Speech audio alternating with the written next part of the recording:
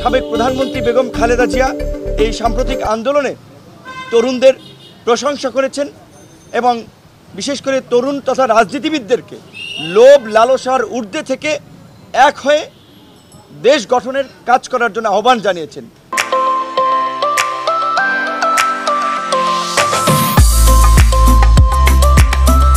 কারণ লোভ লালসা মানুষকে ধ্বংস করে দেয়, দেশকে বিপথে পরিচালিত করে।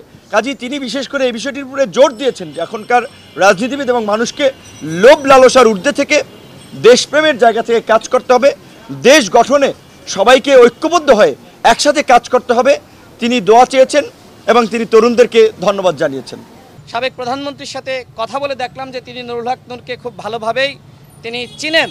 তিনি যে এইভাবে মুমূর্ষ থাকা অবস্থায়, কারাগারে থাকা অবস্থায় এইভাবে নুরুল হক নূরকে চিনেন, এটি গণ অধিকার পরিষদের জন্য অত্যন্ত গর্বের বিষয়। আমি যেহেতু নিজে সাথে ছিলাম, আমি নিজে দেখেছি যে তরুণদের প্রতি তার যে অনুপ্রেরণা এবং তরুণদেরকে তিনি ব্যাপকভাবে প্রশংসা করেছেন।